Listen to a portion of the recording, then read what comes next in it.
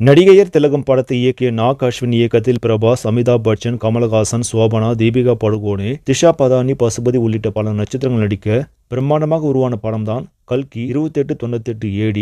இப்படம் உலகம் முழுவதும் சுமார் 4000 திரைகளில் வெளியானது. மகாபாரதத்தில் தொடர்ச்சியாக அதில் உள்ள சில கதாபாத்திரங்களை எடுத்துக்கொண்டு புனைவு திரைக்கதை மூலமாக கல்கி திரைப்படத்தை இயக்கியிருக்கிறார் நாக் அஸ்வின். படம் நேற்று படு மாசாக வெளியாகிவிட்டது. ஃப்ரீ புக்கிங்கிலேயே பல கோடி வசூலித்த இப்படம் முதல் நாளில் கிட்டத்தட்ட 180 கோடிக்கு மேலாக வசூலித்திருப்பதாக தகவல்கள் தெரிவிக்கின்றன. இதற்கிடையே பல கோடி வசூலித்த இப்படம் முதல் நாளில் முக்கிய இடத்தில் ஆல் டைம் ரெக்கார்ட் வசூல் சாதனை செய்துள்ளது. அதாவது அமெரிக்கா நாடுகளில் முதல் நாள் ஆல் டைம் ரெக்கார்ட் சாதனை செய்துள்ளதாம். அதன்படி நார்த் அமெரிக்காவில் மட்டுமே கிட்டத்தட்ட 46 கோடி வரை வசூலித்துள்ளதாக கூறப்படுகிறது. அது மட்டுமல்லாமல் வரும் நாட்களிலும் இந்த படத்திற்கான வசூல் அதிகரிக்கக்கூடும் என்று சொல்லப்படுகிறது. இதனால் படக்குழுவினர் உற்சாகத்தில் உள்ளனர். சரி நம்பளே, இந்த செய்தி உங்களுக்கு பிடிச்சிருந்தா லைக் பண்ணுங்கள், ஷேர் பண்ணுங்கள், மறக்காமல் நியூஸ் தமிழ் சேனலை சப்ஸ்கிரைப் பண்ணுங்கள். அடுத்த வீடியோவில் சந்திக்கலாம். நன்றி.